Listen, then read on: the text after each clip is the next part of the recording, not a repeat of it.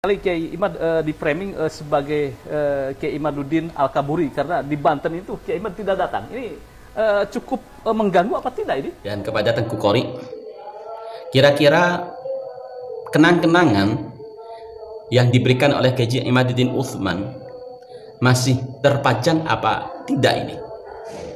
Kenang-kenangan yang diminta oleh Tengku Muda Qori untuk ikut debat mewakili Kiai Imaduddin Utsman Al-Bantani yang katanya akan dipajang di tembok rumahnya, kira-kira masih ada apa tidak?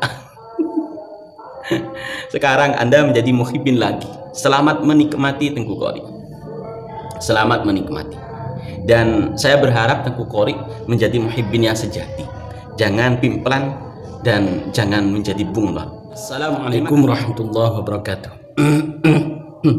Para sahabat santri dimanapun Anda berada, alhamdulillah kita bisa berjumpa lagi di channel ini. Pada kesempatan kali ini kita akan sedikit mengulas kembali tentang gelar yang diberikan oleh para kabaib dan para mukibbin kepada Kiai Imaduddin Utsman, yakni gelar Al-Kaburi. Walaupun sebenarnya gelar seperti ini tidak ngefek sama sekali kepada Kiai Imaduddin Utsman. Karena apa?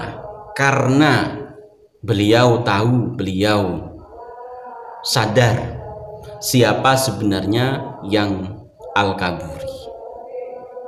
Pada Suka TV di channelnya membahas hal ini bersama Kiai Imaduddin Utsman. Teringat kembali akan debat di Banten pada tahun lalu, di mana pada waktu itu debat yang akan mempertemukan Robitoh Alawiyah atau yang mewakili Robitoh Alawiyah dengan Kiai Imaduddin Utsman Al-Bantani selaku tokoh yang memiliki tesis, kalau menurut kami tesis yang membahas tentang terputusnya nasab habaib kepada Rasulullah SAW. Akhirnya terjadi debat di Banten yang rencana awalnya adalah debat Robitoh Alawiyah dengan Kiai Imaduddin Utsman. Namun di situ ternyata Robitoh Alawiyah tidak bisa hadir, tidak akan hadir, dan tidak akan mewakilkan mandat itu kepada siapapun. Ini sudah fik ya, tidak hadir dan tidak akan mewakilkan. Jadi tidak ada perwakilan dari Robitoh Alawiyah pada waktu itu. Lah dari kubu Kiai Imaduddin Utsman, karena Robitoh Alawiyah tidak hadir, Kiai Imaduddin Utsman tidak hadir, namun masih ada perwakilan Kiai Imaduddin Utsman, yakni salah satunya adalah Kiai Salim dari Cilacap. Terus waktu itu masih ada Tengku Qori yang sekarang tampaknya menjadi muhibbin lagi. Selamat menikmati Tengku Muda Qori menjadi mukibbin lagi. Semoga tidak pimplan, semoga tidak menjadi bunglon. Kalau ingin menjadi mukibbin, jadilah mukibbin sejati. Terus waktu itu masih ada Gus Aji Zajuli dan para Gus yang lain mewakili Kiai Imaduddin Utsman. Kalau kita melihat dari narasi ini, siapa sebenarnya yang Al-Kaburi, otomatis bagi orang yang berpikir secara rasional pasti paham siapa yang kabur.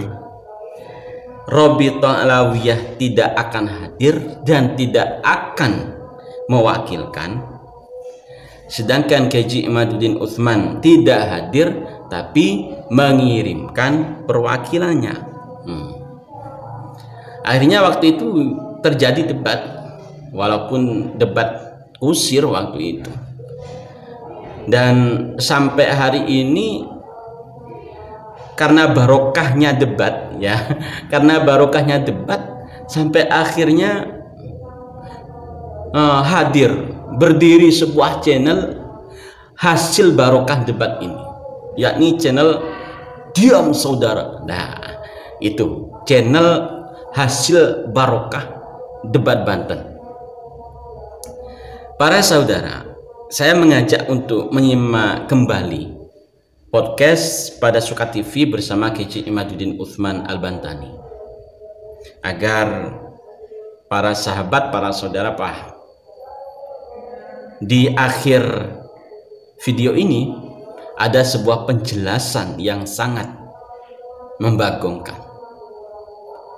tentang Tengku Mudaqori. Sebenarnya seperti apa dulu ketika ikut debat di Banten. Kita simak dulu. Kali Kiai Imad di framing sebagai Kiai Imaduddin Al-Kaburi karena di Banten itu Kiai Imad tidak datang. Ini cukup mengganggu apa tidak ini? Saya itu tidak terlalu memikirkan apa yang dipersepsikan orang terhadap saya. Iya. Jadi orang boleh berkata apapun tentang kita dan kita tidak mempunyai kendali atas mereka. Tapi kita punya kendali atas diri kita sendiri. Jadi apa saja dalam hidup ini itu tidak boleh kita sebagai manusia berjalan di atas dunia ini berdasarkan persepsi orang tentang kita, tetapi bagaimana respon kita terhadap persepsi orang itu. Jadi yang kita bisa kendalikan adalah diri kita sendiri. Orang mau berkata apa tentang diri kita itu silahkan, tetapi kita bisa mengendalikan respon terhadap apa yang mereka katakan. Dan tentang apa namanya itu, di Banten itu Kiai Salim dari Cilacap sudah memberikan klarifikasi. Karena memang beliau adalah sebagai salah satu orang yang berada di tengah-tengah acara itu. Beliau hadir di situ. Beliau juga adalah pendukung daripada tesis saya, dan beliau juga mengaku bahwa waktu itu siap untuk meladeni Rabita Alawiyah, membantu Kiai Imad untuk berdebat dengan Rabita Alawiyah. Asalkan Rabita Alawiyah itu betul-betul atas nama Rabita Alawiyah. Jadi walaupun bukan topik segap, tetapi yang hadir itu mendapatkan surat mandat dari Rabita Alawiyah. Tetapi ketika Kiai Salim menanyakan bersama Gus Ajus Jazuli, dan waktu itu masih ada Tengku Qori. Iya, Tengku waktu itu ya. Iya, masih ada Tengku Qori. Apa Tengku? Ketika ditanya oleh Kiai Salim, apakah Hanif Alatas Qurtubi Lebak itu mewakili daripada Rabita Alawiyah, mereka jawab tidak. Nah, kalau tidak mewakili atas nama Rabita Alawiyah, sedangkan acara itu diadakan untuk mempertemukan saya dan Rabita Alawiyah, baik dengan Taufik Sigap langsung maupun dengan wakilnya, tapi ternyata kan Taufik Sigap sudah menyatakan. Jadi beberapa hari sebelumnya saya mendapatkan screenshot dari saudara saya Imam Ibrahim bahwa Taufik Sigap, Rabita Alawiyah tidak mau datang dan tidak mau mengutus wakil. Sementara waktu itu, tapi bisa berubah kan, beberapa hari itu kadang-kadang manusia itu pikirannya berubah. Itulah yang saya antisipasi, takut ada perubahan. Tiba-tiba mereka datang. Ketika kita nggak datang, tiba-tiba mereka datang.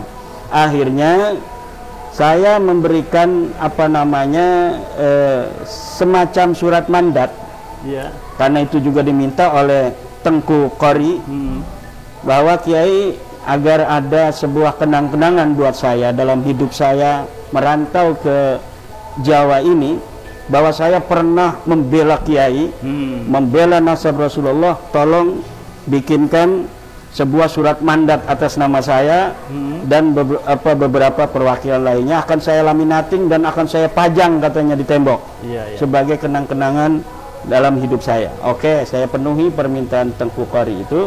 Ini saya membuat dengan tangan saya sendiri.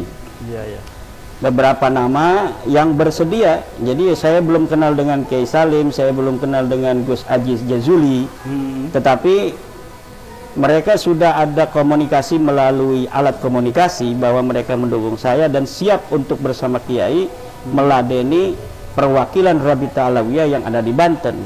Kemudian ketika ditanyakan pihak Rabita Alawiyah atau yang hadir itu oleh Tengku, apakah Anda mewakili dengan Kiai Salim dari Rabita Alawiyah? Ternyata mereka tidak mewakili. Maka Kiai Salim mundur. Iya. Kiai Salim mundur, tidak mau, maka di situ hanya ada Tengku, ada Ajis Jazuli, Gus Ajis, dan satu lagi. Dan akhirnya ya itu terjadi debat kusir. Yang paling terkenal diam. Diam itu sekarang jadi channel itu. Channel diam, saudara kan ya. Para sahabat, tentu ini sudah sangat jelas sekali apa yang disampaikan oleh Kiai Imaduddin Utsman Al-Bantani. Dan kepada Tengku Qori, kira-kira kenang-kenangan yang diberikan oleh Kiai Imaduddin Utsman masih terpajang apa tidak ini?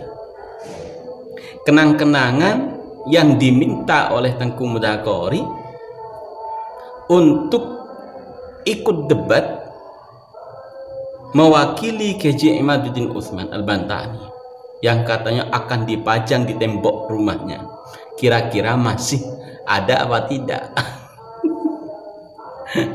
Sekarang Anda menjadi muhibbin lagi. Selamat menikmati Tengku Qori. Selamat menikmati. Dan saya berharap Tengku Qori menjadi muhibbin yang sejati. Jangan pimplan dan jangan menjadi bunglon. Terima kasih para sahabat telah menyimak video ini. Semoga ada berita atau manfaat yang bisa diambil dari video ini. Allahumma fiq laqni tariq. Assalamualaikum warahmatullahi wabarakatuh.